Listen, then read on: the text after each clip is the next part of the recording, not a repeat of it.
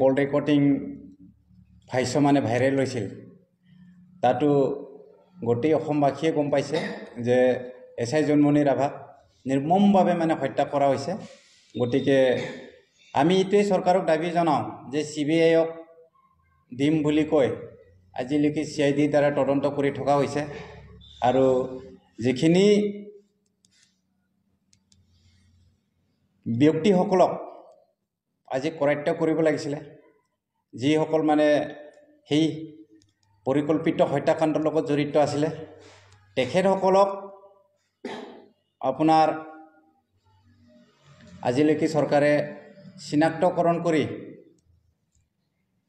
উচিত তদন্ত লোৱা নাই, সেইটো আমি দেখিবলৈ পাইছোঁ।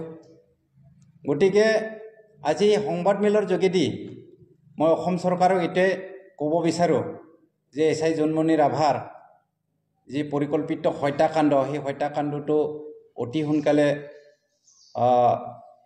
CBIক অৰ্পণ কৰক আৰু যিখিনি হত্যাকাণ্ডৰ লগত যিসকল ব্যক্তি আছিলে তেখেতসকলক এৰেষ্ট কৰক, যাৱজ্জীৱন কাৰাদণ্ড দিয়ক, এইটোৱে অনুৰোধ কৰোঁ।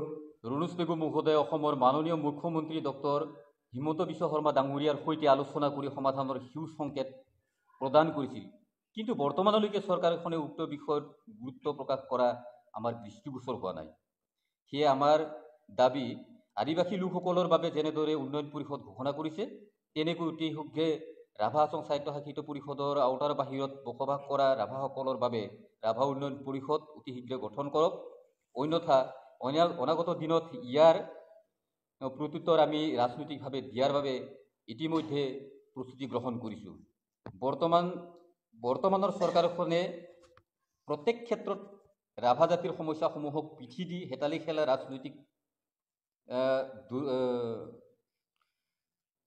খেলা জাতিটোক দুৰ্বল ভাবি গুৰুত্ব নিদিয়া ৰাজনীতি কোনোপধ্যে আমাৰ গ্ৰহণযোগ্য নহয়। আমাক মূৰ্খ সজাই ৰাজনীতি মুনাফাৰ কথা চিন্তা কৰা বন্ধ কৰক, অন্যথা অনাগত দিনত সচেতন ৰাভা ৰাইজে ভাল বেয়া বিচাৰ কৰি ঐক্যবদ্ধভাৱে সঠিক সিদ্ধান্ত নিশ্চয় গ্ৰহণ কৰিব। নিজৰ প্ৰাপ্য অধিকাৰ আৰু মৰ্যাদাৰ কথা চিন্তা কৰি সঠিক সিদ্ধান্ত গ্ৰহণ কৰি নিশ্চয় ইয়াৰ প্ৰত্যুত্তৰ ৰাইজে নিশ্চয় এই চৰকাৰখনক দিব।